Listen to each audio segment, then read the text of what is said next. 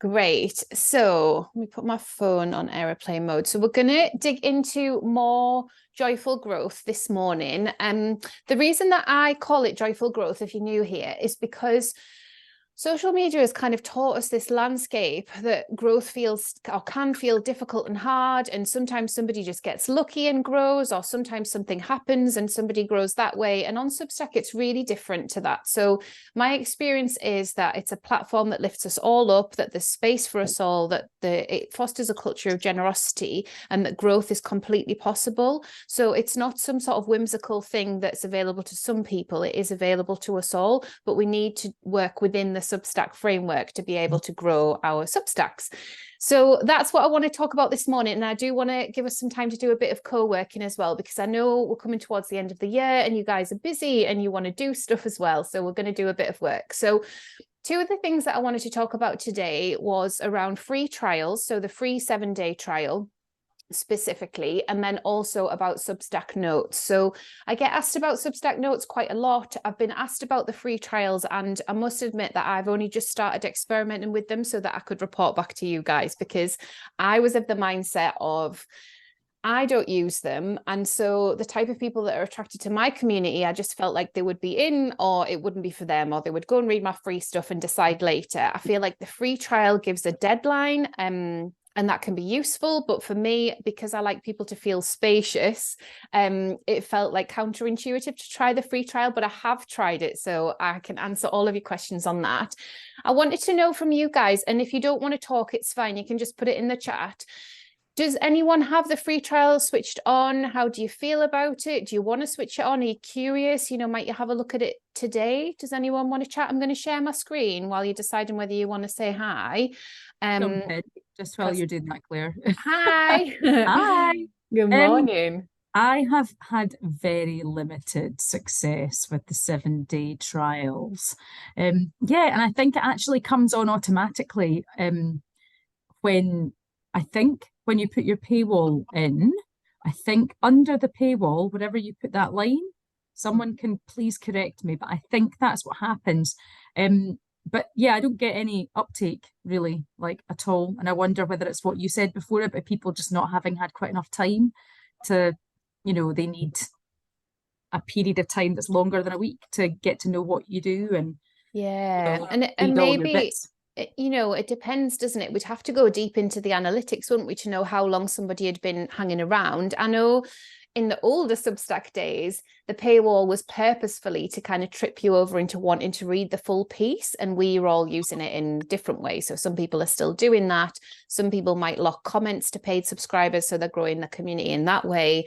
We can have a short, medium, or long preview. So there's the options, isn't there? But yeah, I think it is a tricky thing. I don't think Substack push it the way that we would want them to. I think we have to kind of tell people it's there, if we've got it switched on. And yeah, I'm sorry if I'm freezing a little bit, it's just Northumberland internet. So just here, this is how we can do it. I'll move you guys over. So there's this tick box here to say that we can turn it on. And yeah, I mean, some people have it switched on and then switch it off again. You can try different ways with that. I've not used it for anybody's work because I work in the arts. So if I'm going to pay for somebody, I'm going to pay for somebody, and I'm usually going to pay for them for a year. That's just what I feel like. I feel like it's self-investment, and I don't like annual monthly subscriptions because I don't know where I'm at with my money. So I'm just like, okay, I'm going to do that investment. And that's it, done. But it's there as a tool to use, and Substack would tell us that it does enable the rate that users pay to read a publication by 10 to 20%. I mean, is anyone on the fence? Does anyone want to know more about what I've tried? Well, I just tell you a little bit about how it's gone. Obviously, we've heard from Lindsay, which was super generous to say it doesn't look like it's tipping anybody past. But Lindsay, it's not stopping you getting paid subs, is it? You are building your paid subscribers as well. Yeah. Anybody else want to say anything? I'm just going to see if I can adjust the view so I can see you all. Always seems to go off when I share my screen, and I don't know why. I think with trials, it's more about understanding what is on. So like you sent me one for Susie, using that as a perfect example. You Oh, sent me the referral. I didn't understand the benefits of it, or why, like what it was about or what was available to me. And I wonder if a lot of it's to do with that. Do our potential readers fully understand what it is we actually offer to take us up on the offer in the first place? Yeah. You know what I mean? Yeah. And I'd really like to speak to that, Amber, because Lindsay said there, didn't she? Substack will put it in for us. But, when you go over here and you have a look, this is all Substack can put in, because we've only got 3 lines. So it's up to us to unpack that. So a 7-day free trial would unlock and then unlock everything. You might have over 50 posts. You might have over 100 posts. You might have some workshops they could watch. You might be going to do a workshop that same week. So it's almost like looking at your calendar and looking at the way that you write your Substack and the way that you create on your Substack and deciding if it's going to work for you. And if you want to try and do a push, it can be all exhausting to feel salesy all the time. So with my experiment, I just thought, okay, I'm going to do a push around Black Friday because everybody's open to sales, and I know we're trying to shut down consumerism, but it's there, so people are open to it. They're seeing the messages. It'll be a good one to try. And I wanted to try it for a shorter time and then also for a longer time. So I used, and I've got a video on this that I can share. So I used the coupon for that. Hang on a second, special offers. So when you click here, you can manage your coupons, and you can give longer trials there. Look, you can set those all up with a new special offer. But I do have a video, so I'll not do it now because I can show you that, but you can choose the amount of time. So if, like me, you feel like 7-day trials aren't really serving you, or you've tried them and you're not sure. The other thing to say about the trials is that it can feel strange if someone comes into our paid space that we have worked hard on and disappears again. That can just feel really difficult. It did for me, which is why I didn't have them on. I think I did what Substack said at the very beginning, and I was like, oh, I don't really like this. Like, I'm sharing really personal stuff, sometimes vulnerable stuff. I feel like I've worked really hard to set up the energy of this space. It doesn't feel right that people kind of come in and leave again. So again, it's a mindset thing, isn't it? And a kind of a space and a time thing. But if you just want to jot down, as I'm moving on to the next bit with you, any ideas that you've got about a 7-day trial, just the 7-day, and if it's opening anything up in terms of how you want to be a creative in the world, I'll go into the chat and see if there's anything in the chat, but just jot a few notes down for now so that you've done some thinking about it. I'm just looking at everybody who's here. That's so lovely. Thanks for sharing all your Substacks. Yeah, so Louise is saying she's got it set automatically, as Lindsay says, but haven't looked to see if anyone ever converts. Oh, that's interesting. So you're just like, oh yeah, come and go. It's all good. I like that, Louise. I like that actually. It's lovely. You can see if you go on the filter, which I can never do because of data protection. But if you go into subscribers and then you hit filter and then paid, it'll show you a graph of who's paid and who's on a free trial and who's on a comp and how that all works. And you can have a look at it that way if anybody wants to do that. Yeah, so Deirdre, your Substack handle is your Substack URL. So see how mine here is creatively conscious of stop my share. So mine here is creatively conscious.substack. So when you're logged into Substack, you'll have your Substack URL there and you'll be able to share it with everybody, paste it in. So yeah. There. Yes. So I'm thinking that probably I will, my paid is going to be more of an intimate space and for those conversations. So I don't think I would do a free trial because, like you were just saying, if people are sharing personal information and having conversations about that within that safe space, I wouldn't really want to be offering people free trials, I don't think. Yeah. Yeah. And have you got paid switched on now, Karen, or not? Yeah, I've had it switched on for months. So you've already, sorry, you've got one. Yeah. Yeah. So in your case, if you wanted to be strategic about it, you could say to that one paid subscriber, I'm going to offer the free trial at the start of the month just once and see if anybody wants to take it up. But if you felt your content really wasn't suited to that, then yeah, I would just say you could leave it off. That's totally fine. Yeah. Yeah. Any other thoughts? Anything bubbling up for anyone? Hi, Ranger. Claire. Hi. Rajvinder. You could call me Raj. Raj, hi, Raj. Yes, hi. I wanted to just second what Ken was saying, and I think one thing that really connected for me when I listened to your podcast with Russell was that when he was talking about what we offer our subscribers, free versus paid, I think my strategy from what he was talking about was that I now see my free subs as not necessarily people that I'm trying to convince to pay me. I kind of looking at them as individuals who give me a lot by giving me their inboxes. And so I'm trying to make sure I'm giving them value that's broad. Decided to sort of look at them as, I offer free access to my sketchbooks, because to me that's sort of the broad invitation. And then hopefully with that, decide whether they want to come into a more intimate space, which is, and in the intimate space, it's where I go deep into projects, process, more vulnerable things.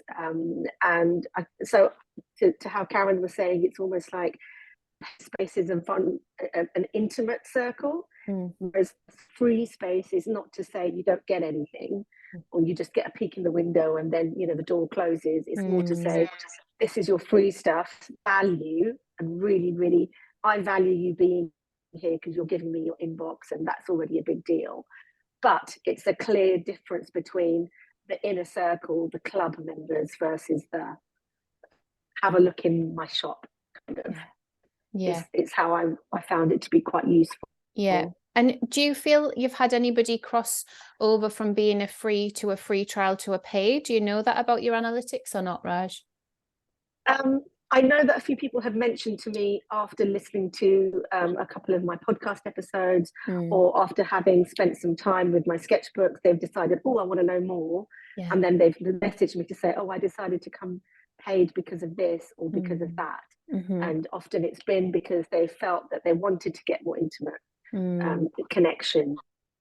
That's really beautiful. They've committed to something that they see as more of a long-term relationship. Yeah. But it's a small number, but for me that's kind of okay, because I'm trying to be really clear about making sure that everyone feels valued, but what feels safe for me in what I'm giving in those two spaces. Yeah, it's that balance, isn't it? And I think, we need to remember that there's a human on the other end of that email address. So when I did my free trials test, I was busy with other things, and I think if I hadn't have been busy with other things, I probably would have emailed them directly from my normal email and just been like, hi, are you finding your way around okay? Do you need anything? You're so welcome to be here. If you do want to upgrade, like this is what it's all about. Because subscriptions more generally are less human, aren't they? It's just an interaction, it's a payment for something like a Disney Plus or a Netflix, or if you read in the news or whatever, it's a passive thing, whereas Substack, we're building community. So I really wanted to talk to that point, because I think there is really a space where we can take it off Substack and talk to somebody as it's going to be a waste of money. Like, what is it you want tested? So I'm just trying to clarify in my head, what was it we left as? Oh, bizarre. Anyway, as I was saying, I should have just asked everyone to mute. As I was saying, there's this human to human exchange, this kinship, this friendship. They've recognized something in you and your space that they really want more of. So not good trying to give you more work to do. I'm just trying to kind of shift the narrative around free 7-day trials to human experience and that kind of depth of connection, see what we've got time to. Also, the onboarding experience, for Substack is a little clunky. So, they've had the free subscriber email, they get the paid subscriber welcome email, and we can do quite a bit within those emails. We've touched on it before and we're going to do more work on it, but it is still just a generated email. It's in there, it's set up. There might be more that you want to say in that email. You might want to ask them to email you back. Do you want to drop me a line, like let me know what you're up to in life, like let me know what's brought you here. We've always got the opportunity to kind of change our language and invite people in. There are also, I've mentioned before, the static posts, the intro posts. So I've got one on Creatively Conscious called Let's Cozy Around the Fire, and I've got one on Sparkles, just like a general intro post that I always kind of send people over to. So quite often people are kind of filtering into that post all the way through the month. So I'll get notifications that somebody else has popped over, read all of your introductions, introduced themselves. So there are these tools that we can use to try and see. But I think it is about sitting with a little bit of the analytics, sitting with our mindset and really knowing and honoring what we want to do. Just because it's there doesn't mean we have to have it switched on. Let me just pop into the chat just to see if there's anything else that I need to speak to. I don't want to miss anything, because some people do like to just put in the chat URLs. Thanks for sharing, Eve. Okay, that's all good. Yeah, clear about offering, Raj. Yeah, for sure. So Raj is just saying, I need to read it out because in the replay people don't get this. So Raj says, I decided against a 7-day free trial. Instead, I try to be clear about offering value to my free subs so they feel valued. Yes. And my intention is to have the paid community as a really intimate space where I go deep into process and vulnerability. Not everybody wants that. For sure, they don't. Yeah, that's really good. Yeah, perfect. Okay. So in terms of looking forward and how we're kind of working around this information, the 7-day and then the other special offers that I showed you, and Amber mentioned referrals as well. Does anyone need any clarity or want to talk to any of those 3 opportunities that Substack give us to try and convert people in terms of growing our Substack? Is everyone clear on what they all are? It's fine if you're not. I can go through it, but I just don't want to go over stuff. I want us to do some I'd love a bit of clarity on referrals. Lovely. Yes. Referrals. So referrals have been around a couple of months. And what happens is you'll get an email if someone's got it switched on. So let's go from the point of view as us as writers. You can switch referrals on and you can set the perks if you like. So if someone refers 3 people to your Substack, you might give them a month within your paid community.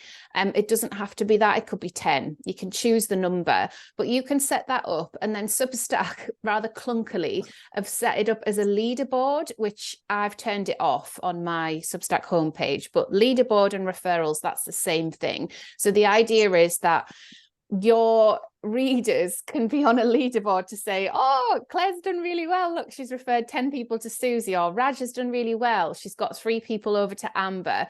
So it's kind of building community, but it's just a bit odd. But what happens behind the scenes is really lovely. So my friend sent me a free month to Catherine May's publication, which is really lovely because I haven't subscribed because I don't feel I've got bandwidth. I still haven't read a second book. So, it was just a really lovely gift. That was so lovely of her to do. So it just landed in my inbox and all I had to do was click the button.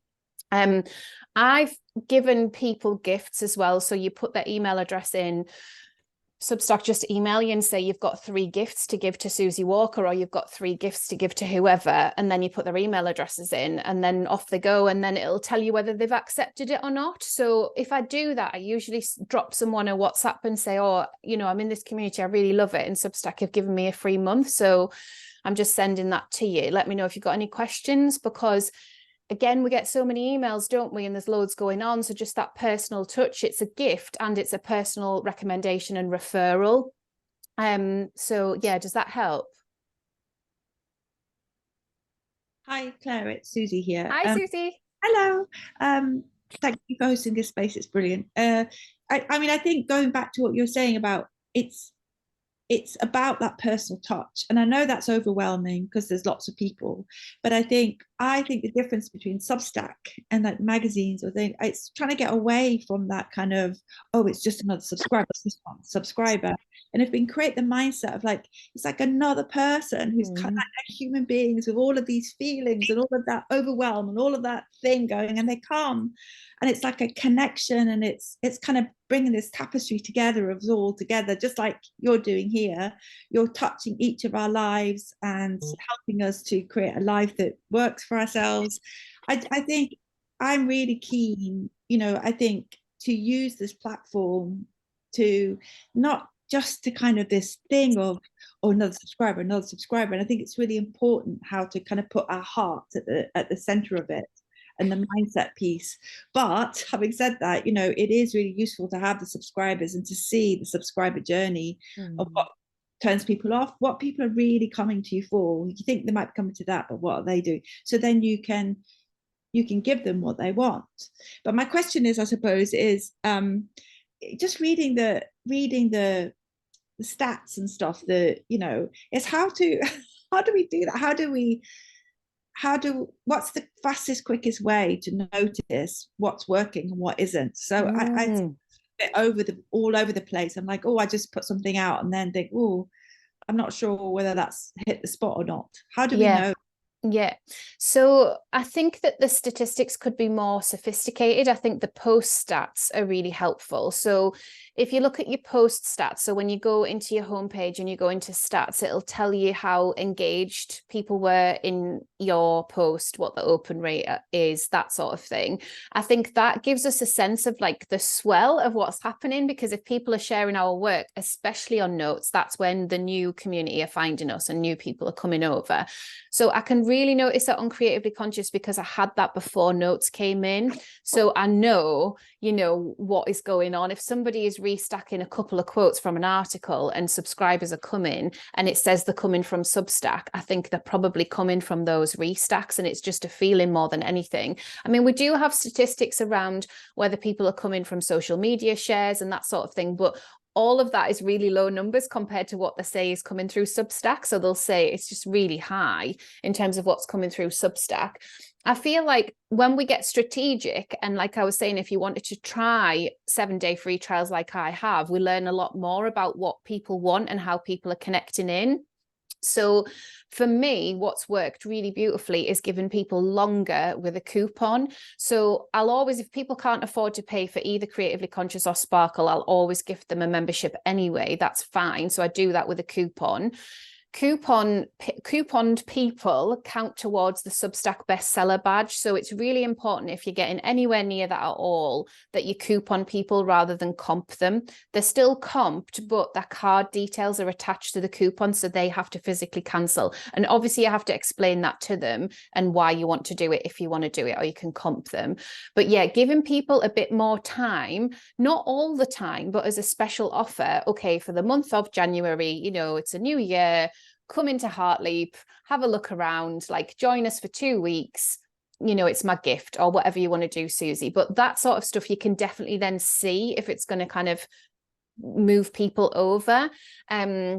I think people do like a taste of what's behind the paywall, and we have to just be super comfortable with that. Like, I don't put any video in front of the paywall. I just don't yet, but I might.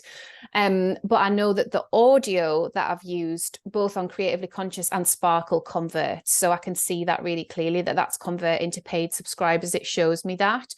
So if you guys go into post statistics now, just so we're doing it together, let me share my screen so you can see where you have to go. I'll get to it first and then I'll share. But there are so many places to look, like Susie says, and I think we just don't need to get overwhelmed about it. We just need to know that it's available to us. So it's on your home page and then scroll down. So let's have a look here. Share screen. There we go. Oops. I'm just trying to get it bigger. There we go. Oh no, I've shrunk it now. Hang on. I feel trouble with this new laptop and sharing. I was like so used to my old one. Right.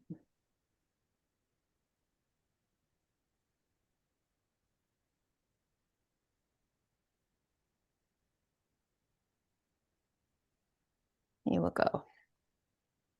I've got into stats there. So there's this page, which is stats. So you can see there where people are headed over. So email, Substack app direct, all that's Instagram, Google, what people are Googling and stuff. So there's that one for your own publication. I'd really recommend you go and have a little look at that now. And then on the home page, this is Creatively Conscious. When you go here, you can see what's happened with any given post. So your open rates, any new subscriptions, you can click through to your reach. So the reach is obviously people outside of your email list that are reading on Substack, the engagement and the growth. Now, this is an email that I do every month, so I could compare it to other months and how it's done. Obviously, December's a busy month. Like, it's fine that nobody's subscribed through this. It's fine that nobody has paid through this. That's absolutely fine. it's a piece of content that's doing certain things, and one of them is just to kind of hold people in that monthly email. So that's where you would go. Let's try another one. Right, let's try this one. So 3 paid subscriptions and no free, it's saying on this one. So again, you know, you could reflect on why that is. The engagement rate's 9%. And then when you scroll down, it gives you a little bit more of what's going on with that.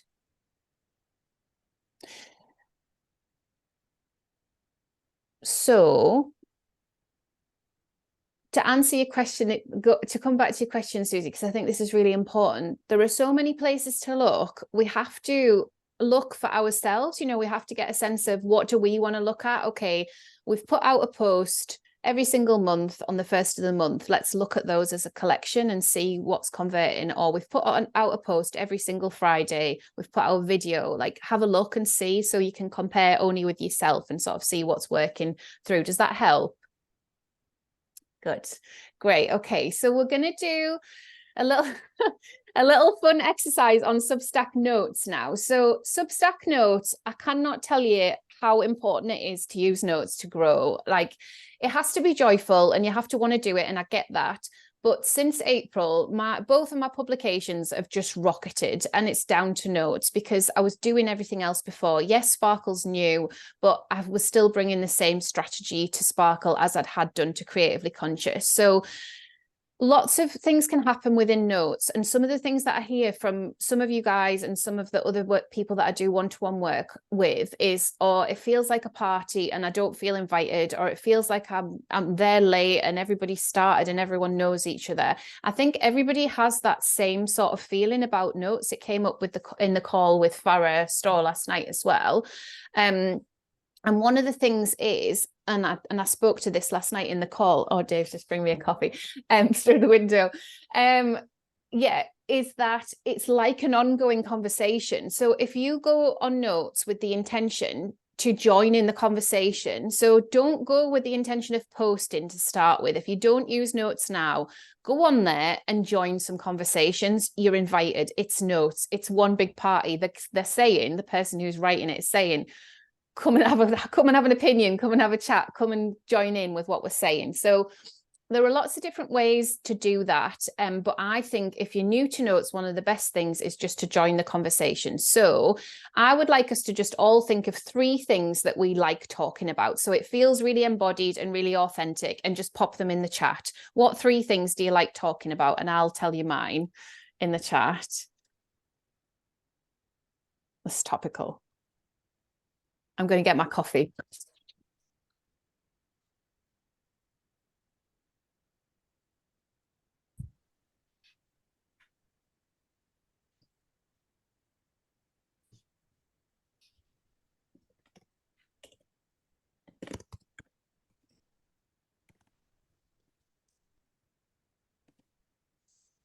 Okay, Antonia's saying marketing books, Taylor Swift, gorgeous.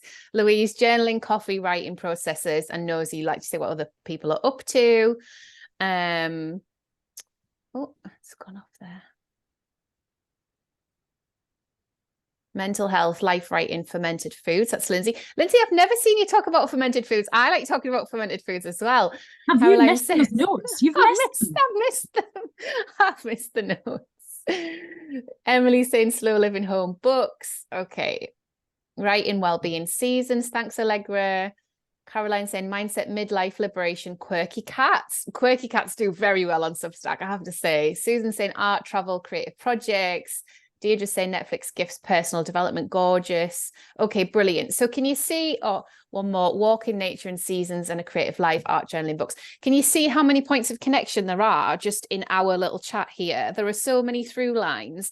So at any given time, if you scroll, you probably will find somebody talking about something that you resonate to.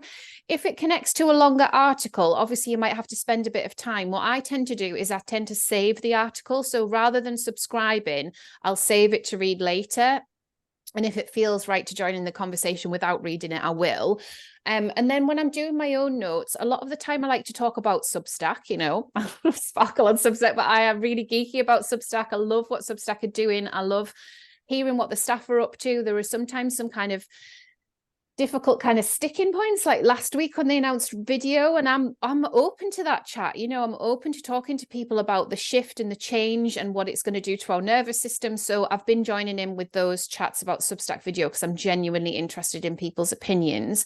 If I was going to do my own note, sometimes I'll do a piece of writing. So when our chicken got run over the other week, you know, I left it a day and then I just sort of poured my heart into notes and told a story about that happening. And I think I might have shared a photograph with it as well. I really like sharing photographs on notes because it feels like it just kind of brings my Northumberland life to life a bit. I don't do that very often, but it felt like a really nice thing to do.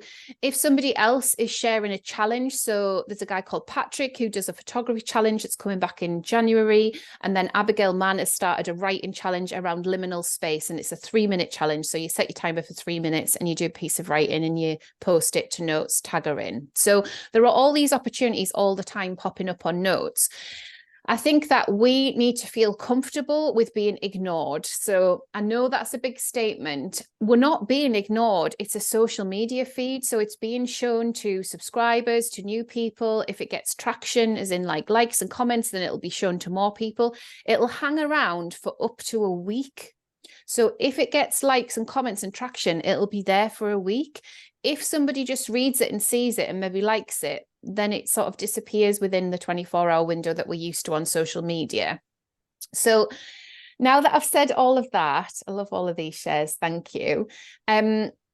What are your thoughts on notes? Does anyone want to talk? Like, what do you think? Like, what are your barriers to using notes? What are your thoughts on it? You know, it's 6 months old. Antonia, yes, hi. Hi. Hello, everyone. Nice to see some familiar faces. Hi, Nat.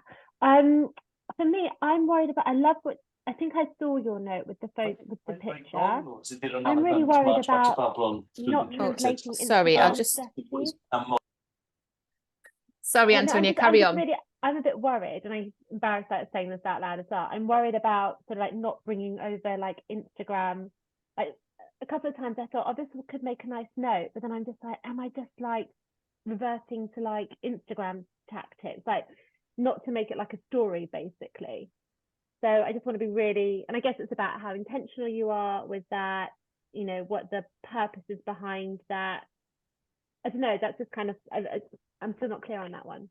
And so when you say bringing Instagram over, you mentioned a photo and a piece of writing. Why is that Instagram and not Substack notes? Like, why would that be wrong for Substack notes? Would it be wrong? No, I guess it's not wrong, and I don't know why I've got you know, obviously I realize how judgmental that is as well on yourself. You know, yeah, but I guess that's me. Just I guess maybe I just need to build up my confidence in terms of sort of, like you say, respond, you know, sort of like say being part of that conversation and then producing more of my own stuff on there as well. I think it's within a comfort zone as well. So sometimes if you share a bit from your article, but extend on that point or invite other people to discuss that point, I know that can be confusing because we've got comments, but people are keen to kind of jump in if it speaks to them there and then on notes, or other people feeling like we are, like, oh, notes is a really good place to have conversations and to grow. But I've seen some really beautiful photos being shared on notes in the last little while. I would say the last 6 weeks, it's really taken off, I think, because of Patrick's challenge. So he started with a pretty small Substack, you know, 20 odd subscribers, and he's hit way over 100 now because he wanted to host this photography challenge because it was his personal passion. And then he's curated all of these gorgeous posts that celebrates all the photography, but it was all shared on notes. So that was a kind of a vehicle to photography sharing. So I'm definitely seeing more of that. And I think it's a mix. It's a bit like a pick and mix on notes. So sometimes you'll see something from one of the Substack teams. Sometimes you'll see something from a really big writer. It'll show you more of what you like because it's algorithm based. It's less algorithmy than most social media, but there is still an algorithm at play. But I think within the community here on Sparkle, what I'd love to see is you guys supporting each other a bit more. And I know that's hard to do, but I just wondered if we could pick a day of the week where we would sort of make a little commitment to show up on notes, maybe write a note and know that other people within the community are as well. So if you see their note, you could reply, you could restack it, you know, you could cheerlead them a bit, if that would be okay. I don't know, like, would a Wednesday feel good? You know, sort of a midweek, oh, we're going to all pop on notes, have a little notes party. What do you think? some smiles, some nods, maybe, yeah, some thumbs. Okay, so we're going to give it a go. So I'll put it out in a post, and that's what we're going to do so we can feel a little bit more confident. Hi, Nat. Oh, am I talking? You're on, you're here.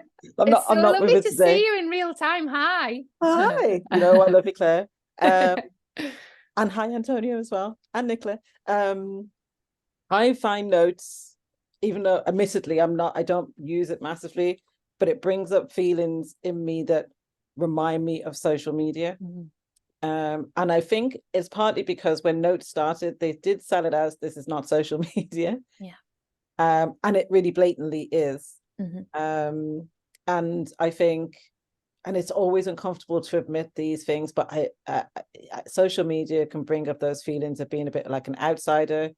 The popularity contest, like Substack is very good at that popularity contest thing. It always amplifies the biggest names, the ones that are already big, the ones that it wants to champion. And I say it because I don't want to gaslight myself and be like, oh, that's not happening, when it blatantly is. And at the same time, I would like to use notes, but I think somebody else said it in the comments, that can feel like a bit of a pressure to use the notes. And then it's like, oh, what can I, and I liked what you said about, well, instead of trying to think of something to say, like for you to post, maybe just like go in and jump on conversations.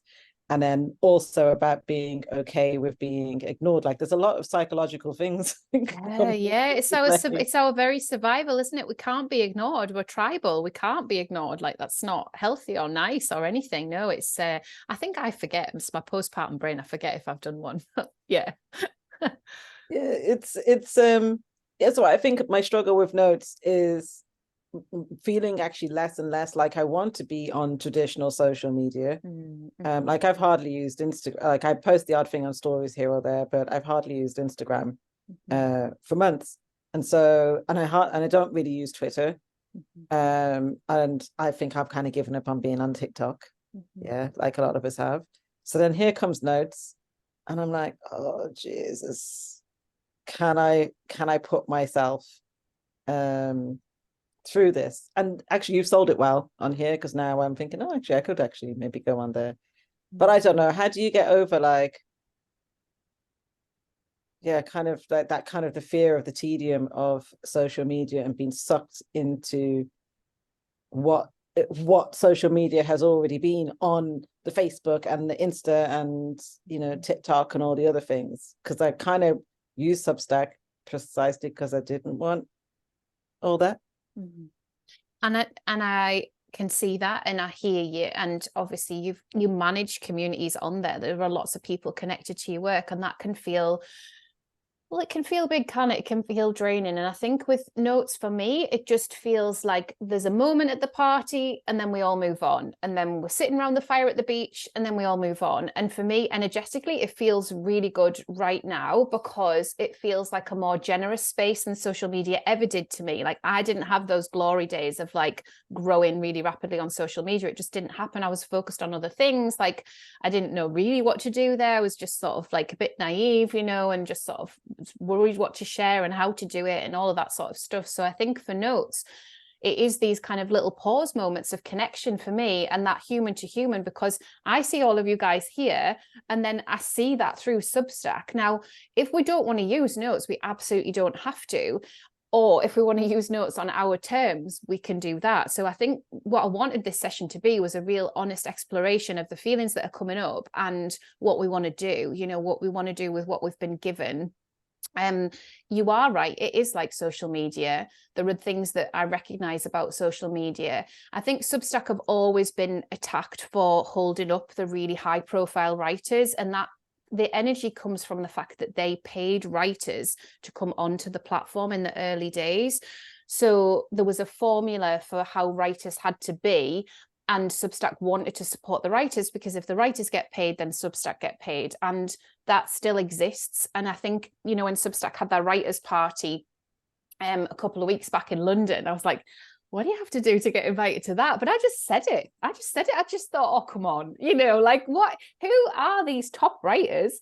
Why are they top writers? You're all top writers. You're all incredible. Like, what is that? You know, have your party, have a lovely time, but like invite us in. Like, what did you talk about? Like, what was it like? Like, what books did you have? You know, so I don't mind saying I was a bit like, well, I don't know. Do I aspire to be invited to that next year or the year after? I don't know. I don't know. I just think, yeah, we can be playful and we can be really open and honest with ourselves. And I loved what you spoke to there, Nat. I think it's really honest to say, I don't know whether I want this, and to sit with it. And so let's do some journaling. I think that's a good segue, because I know some of you aren't using notes yet, or some of you do, but you're like, I don't know, it feels weird. Is it working? I don't know. Is anyone there? And those feelings aren't nice. So let's just do some journaling. I'll put some really gentle prompts. I'm going to put 3 gentle prompts in the chat. Pick the one that most resonates to you. And we'll do some journaling. What we at? So we'll do some journaling for about 15 minutes. Okay. And I'll answer your questions if there's questions as well while we're doing that. Right, okay.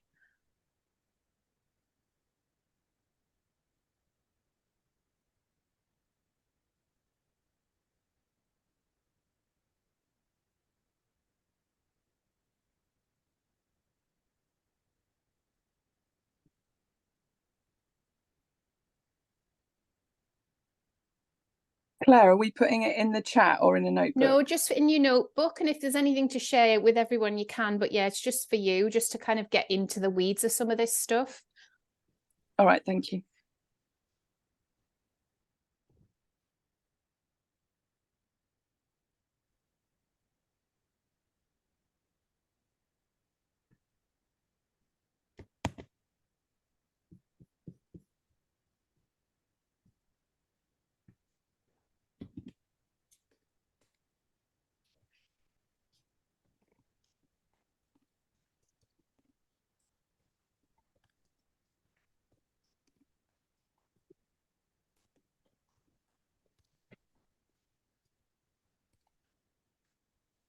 Right, so they're in there now. And I've put a bonus question if you are already using it and you want to go deeper into it. But they are, number 1, the prompt is, I want to be at the notes party because. Number 2, I don't want to be at the notes party because. Number 3, the best thing that could happen as being part of notes is. And then the bonus is what our style for notes would be. So is it long form, chatty, photo sharing, restacking, that should be, or, you know, other articles, that sort of connection. And there's more to it than that, but let's get into those for 15 minutes and then we'll come back together.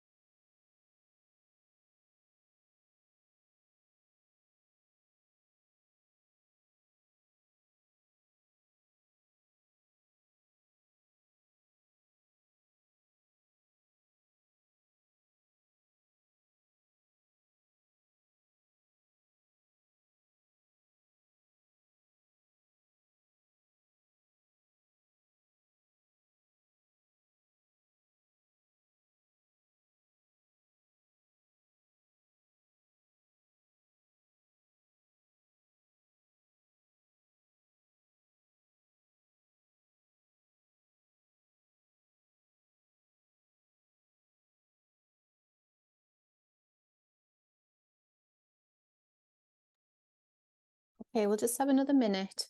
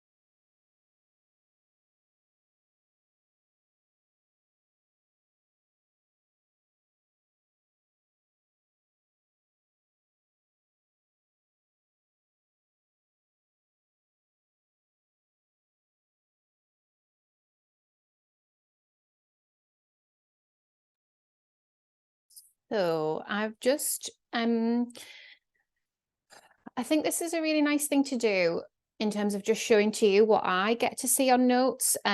So I'm sharing my notes screen as it is right now. And the reason that I'm doing that is because of something Nat said in terms of how Substack lift other people up. So I'll just be really honest and like sort of say what's happening here.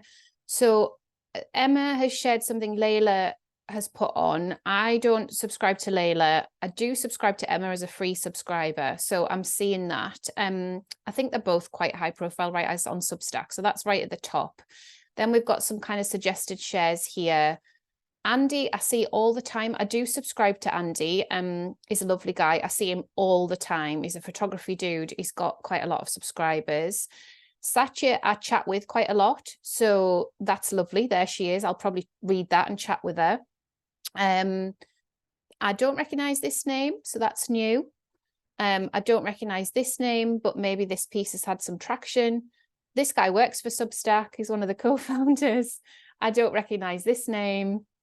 There's my friend Laura. They're all chatting about a Substack meetup. And I've already sort of chimed in, I think, with this one. So I'll probably scroll past. There's Lindsay. Can you see how long that one's lasted, Lindsay? So 5 days, look, yay. So Substack's saying you might want to read what everybody else is saying in response to Lindsay's note.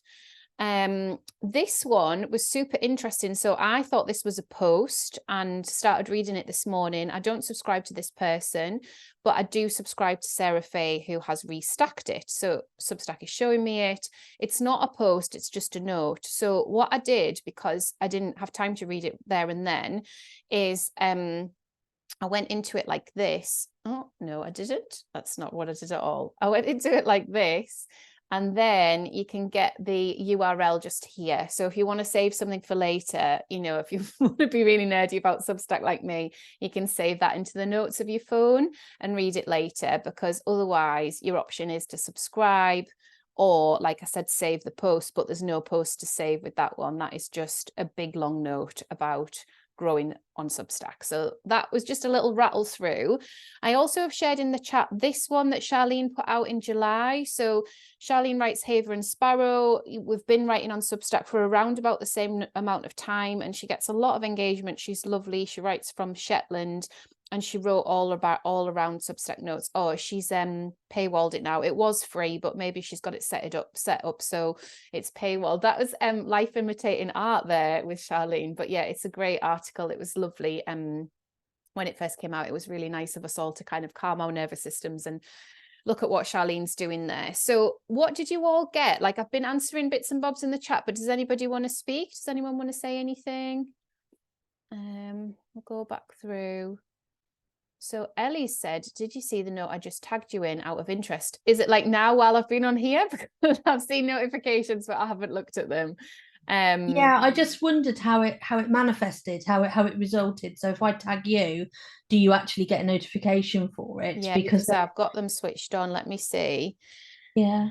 Because then we're able to tag each other, you see. Are you called Nearly Me? Yes, I am. Yes, Yeah. So I've got that. Yeah, that's come in. Yeah. The other thing to say on that is, obviously we can call ourselves whatever we want on Substack, but when your name pops up, you know, when your tag pops up in notes, I feel like I really learned from Twitter that I couldn't speak to sort of Catkins 365 again. I lost them forever. You know, like, where did they go? Yeah. So just using someone's name, it just really helps. Like, it's just, we're so used to associating humans with names. So use your name and not your publication name, because the amount of times I go to tag someone, I'm like, oh, why can't I tag them? I know their name's this, and then it's gone. So I think I've been thinking of changing it round actually, so that so that I have at Ellie Marie opposed to and Nearly Me should then be my actual Substack. Yeah. And then if you're in a post, you can tag the writer, so Ellie Marie, and then you can tag the Substack as well, or if they've got multiple Substacks. So you'll see me, I do it sometimes, I'll be like at Sparkle on Substack in a post, but on notes, I'm always Claire Venus. So, you know, that has always felt a really, really good thing to do. And I did it because I lost Catkins 367 or whatever I called her. I lost her, you know, she's gone. So yeah, do that. Any other feedback on what your journaling brought up for you on notes? Karen was asking about scheduling. No, we can't. In terms of follows and subscribe, so you can follow people on notes. I just when Substack put that in, I think I was a bit like, I was like, oh, you said it wasn't social media and now it's social media, and like, what's it all about? So I just don't use the follows. The only thing that I do with the follows is follow the Substack staff, so that I can definitely see, because oftentimes I miss stuff that they put out and I really want to know what they're putting out. I really want to kind of follow those trends and understand what they're about. So I do follow the Substack staff, but I don't follow anyone else because I want to subscribe to their newsletters. I want to subscribe to their communities. It's personal, you know. Lovely. So Deirdre's saying, quick question, can you change your handle and email address after the first setup? Yes, you can. Yeah, so you can do all of that in your profile and in your settings. Deirdre, let us know if you need some help with that.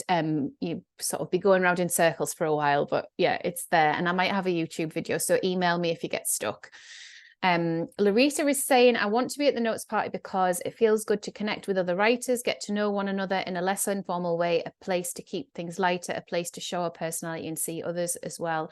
It helps build trust and identity and compatibility. Yeah, so I restacked a piece of Larita's yesterday. It was the anniversary of my father-in-law's passing, and Larita had sent me this piece to read on grief, and I trust her, so I opened it. You know, I could, if I didn't know Larita, I would have been like, not today, I can't read that today, but I trusted her, and so I went in, and then what actually happened was like a beautiful experience that I still probably can't put into words, but I did restack it with a really short note because I wanted to really lift up that article as like a brilliant piece on grief. So yeah, sometimes people can be reading something and things can be resonating and ripples can be happening. They can be telling their friends, you know, all over the world, and we won't know. But on notes, it's setting us up for validation. So we need to not look for it if we can. I know it's hard. I mean, Susie will have some thoughts on this. Nat will have some brilliant thoughts on this. I've got my lived experience, but I just think if we're going on there looking for validation, that's where it gets icky and that's where it gets difficult. Am I right? Does this make sense? Nodding. Yeah. I mean, I would say that absolutely, but it's so difficult because it is, you know, Natalie was talking earlier about gaslighting yourself. I mean, there's that piece about one, oh no, we're not going to do that, but then you're like looking at your numbers. So it's a kind of how do we get really honest about it, but also be really conscious about this is at least my conscious intention, not to get sucked in by the outside validation, definitely. But then also be very kind to ourselves when we do a bit.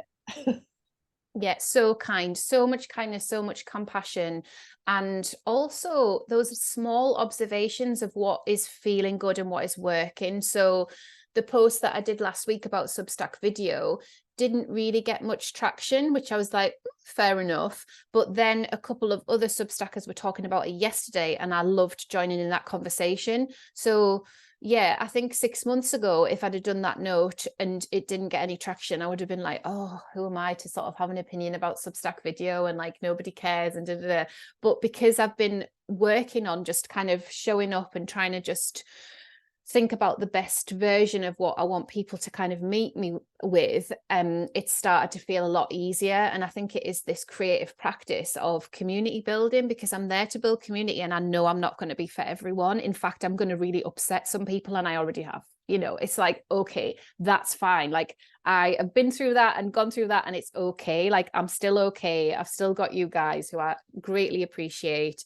I'm still safe with my family. I can make a cup of tea.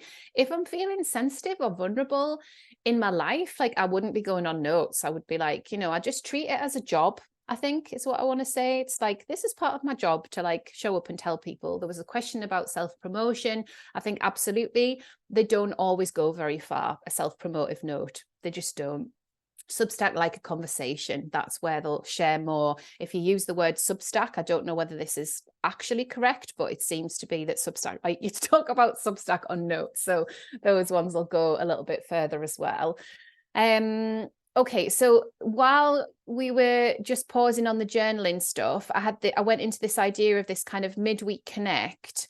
And because you can have a URL when you do a note, I wondered if we could kind of curate our own sets of notes that were out at the moment, you know, current, so within the last week or so. So I could do a note, I thought I'd call it Creative Sparks, that maybe tags some of you in and then shares some of the URLs of other people's notes. So you could share your own URL of a note, or you could come and join the conversation. I'll set it all up so it's really clear. I'll do that in chat. But we'll know, right, okay, it's Wednesday, we're going to try this. I'll probably do it twice a month, so people don't feel overwhelmed. I know that people are already starting to feel overwhelmed at the amount of content, you know, through chat, through posts, through notes and audio and all that sort of stuff. So I just want to kind of hold space for the people that want some some space holding around showing up on notes. If you read it and you're like, oh, not today, just don't, it's all good. But if you read it and you think, yeah, okay, great, we'll give it a go, we're in this together, then you can come along on a Creative Sparks Wednesday. But I'll set that up for us so that we've got a sort of a bit of a shared space together. Any other journaling points from anyone? Does anyone want to talk? We're going to finish with questions, but I'll just have a little look in chat. Oh yeah, that's amazing, Eve. That sounds a really beautiful thing to watch. I'm going to note that for Christmas. Eve's talking about the Michelle Obama and Oprah, the light we carry. I mean, that would be a really powerful conversation. You could do a note about it. I mean, you could. You don't have to. Laura's got a boring question. A freeze for every 30 seconds. Oh, okay. If I'm freezing, I'm so sorry. I think it's the storm. It's just Northumberland internet. I'm really sorry. Audra's saying committing to discussing our relationship with social media in the coming year. Okay, so she's asking for some feedback. If anyone's around to feedback to Audra, that would be really amazing.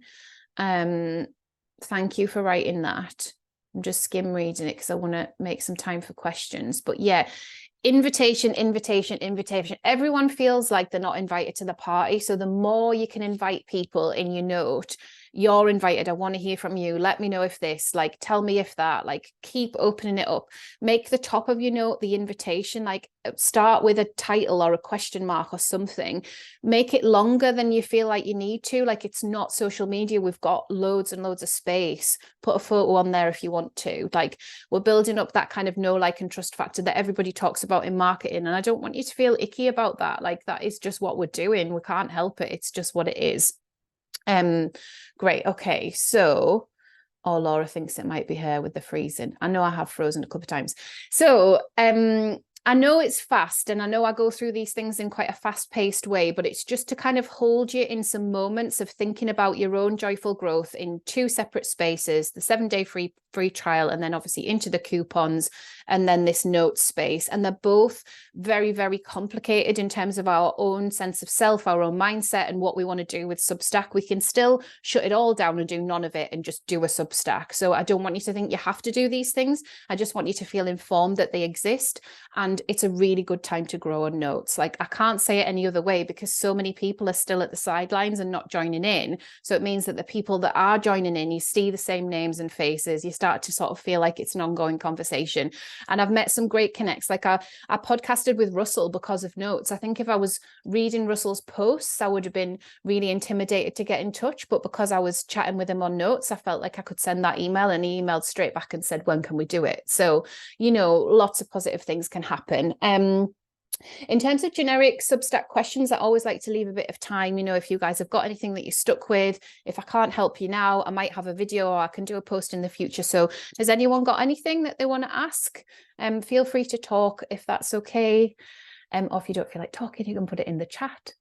I've got a separate goals thread as well, if anyone wants to talk about goals. Hi, Larita. I can see that you've got a hand raised. What would you like to say? Hey, Claire, thanks so much for doing this. It's been so good to be here. I had a question about podcasts, because I know that Substack has that feature now where you can have a podcast on there, but I have an existing podcast, and I was just curious if there's any benefit to doing one through the Substack platform versus just linking mine, because I've just linked mine because it already exists on Apple. So I didn't know if there was any kind of benefit, because I'd rather just keep it very simple. Yeah, absolutely. And we get this question a lot, and Substack are a free podcast host. So there's that as a benefit. So there is absolutely no paid for hosting. It's just completely free to host a podcast on Substack. I do have a post about it. Somebody, and I can't remember who, was super nervous about bringing that podcast over and breaking it all, and it worked seamlessly. So I've always found with Substack Tech that the articles and the explanations are really good, but also if you email them, they get back to you within 24 hours. They're really good as well.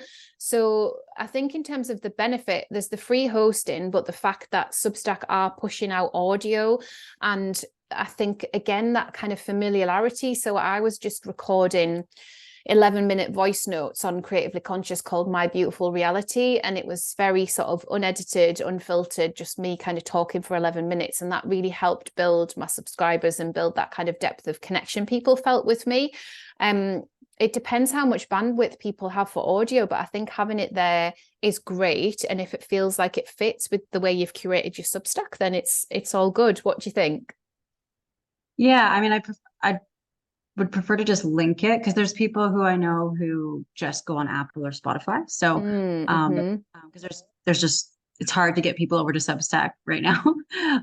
So Yeah. I'm just trying to keep things really simple for me instead of learning a new tool. But I do like the idea of using the audio feature of just more casual, no editing, just me on the microphone, just talking about different things. So maybe I'll just start to use it. Yeah, you could definitely try that, and you could read your posts as well. I think you did that yesterday, didn't you? When you do host your podcast on Substack, you pull the RSS feed through to the other platforms. So most people listen to Laura and my podcast on Apple Podcasts, not on Substack. So yeah, so you get the RSS feed, and then it pulls through to whichever platforms you want your podcast. So Substack is literally the host. So wherever it's hosted now, you just switch to Substack being the host. So people can discover it within Substack, but then also the RSS goes out to the other spaces, which you just set up separately. Claire, can I just make one more comment on that? Yes. We're both learning and evolving as we go. Morning, everyone. I'm Laura. If you've ever heard my voice, it's because I'm talking to Claire and company of two. The only thing I would say, and I think it's something that Claire and I are both learning and evolving as we go, is when you upload your podcast via Substack, which by the way, I think is so easy, and I've used Buzzsprout, I've used something else as well, and I definitely think the Substack is the easiest way to do it. The one thing that both Claire and I need to learn is what we put in our podcast notes, because whatever you write as the description in Substack is then pushed through the RSS to Spotify or Apple or whatever you sync up with, and those podcast notes can be like gold dust. So particularly if you are wanting to get most people actually listening through Apple and then you're redirecting them back to your Substack, just be really careful with the show notes that go alongside it. That's the only issue I've had with the podcast. Everything else, it has been incredibly seamless, and the fact that it's free is just fantastic. You know, with other platforms, I've always had you can upload X amount of minutes per month, and then we'll start charging you. And the fact that Substack doesn't do that is fantastic. Yeah, that's a really good point, Laura. And also, we learn if you at anything on Substack, it just comes through blank on Apple. This is like a blank space. So yeah, so they're two slightly different things. So the tone is slightly different. You can edit they call it episode notes. So you can edit the episode notes, which we did for our last podcast. I popped in and edited the episode notes separately. But if you don't do that, it'll just pull through what's in the post. So all of the content of the post, like the podcast post. I just kind of copied my show notes from Apple and put them in the post of Substack. Yes. Yeah. Okay. Yeah. Okay. And then it'll give you the option before you hit publish to edit them again if you wanted to. So if you wanted to speak to your Substack community in a slightly different way, and if you wanted to at anybody else, like Laura and I, kind of at guests and kind of at sponsors and stuff like that, and it just wasn't coming through. So yeah, we've learned a few things. I mean, part of it as well with us is, you know, we're talking about motherhood, right? So we're talking about celebrating imperfection. So I kind of feel like I have to model that. Like I absolutely can't trip myself up with perfectionism. And I'm doing it at the moment with the Sparkle podcast because I'm like, oh, I need some time to edit. But then I'm also going, just put it out, just get it out. It doesn't matter, you know? So it's the balance always, isn't it? Like, oh, sticky life of a creative. I have an episode about perfectionism coming out. So oh, good. Well, I'll listen. That'll be so lovely. Okay. Thank you so much. That was so helpful. You're so welcome. You're so welcome. Right. So, okay, there's a simple note to go. I'm going to click on that before we finish. Are there any other questions from anyone about Substack? Just a bit sort of a follow-up, maybe it could be. My question is about video. So I'm just trying to figure out what's the benefit of uploading a video to your post versus, you know, with the new features. But because when you create a video channel now, it's pretty much going under a podcast. So for us on Substack, you know, it does make sense. But I think for new people, it seems like a podcast. I don't know if that's confusing. So I'm just trying to figure out, and someone else said that as well on notes, and I was like, that's odd because I've had video for a good while, and the only time I've used it is behind the scenes when I was talking about vision boards to my members, and it was fine, like it just went as a video post, but somebody else was saying it's going as podcasts. I was like, well, no, that's not what podcast is. Audio, right, with like video if you want to link to it. I don't get it because on mine you click video and then you make a video post and then they sit within like a video series. So I'm not sure what's happened there, and to be honest, I haven't looked at it, partly because I don't want to, because Substack's video hasn't always worked so well for me. So again, just for ease, I just record onto YouTube, have the unlisted link, embed it, like it's working. So I'm like, I'm not really interested so much in what it's doing. So I don't know whether that's an option for you, Susan, or whether you want to step into this video space and you want to play around with it. Yeah, I have loaded about 5 videos. I'm quite comfortable with video. So far, I've had no problem with it. So I'm quite happy with it. Yeah, good. But I just do see that when I was looking at the example they're showing, people who are using video, and it's under podcast, and it looks nice because then you can see if you really are doing some video classes or trainings. It's good to see it all in one place. Whereas in a post, you don't know when it's a video or not. If you put the video under text. So what I've done sometimes is put an image and then I put an icon on top of the image so you can see that it's actually a video. But okay, so it's like a workaround. Would you maybe just link to how you're doing it, just in case anyone else is interested, and I would be interested to have a look at how you're doing it? I feel like I haven't got like space for video, but in the new year I'm sort of gonna lean into it. I'm curious, I don't know, like I just love the long form writing, I love the audio, I love the visuals. It's so hard, isn't it? I mean, we get to use it however we want to use it, but yes, unfortunately I don't have any sense of what is going on and why it's sitting within a podcast. I don't know what that is, but yeah.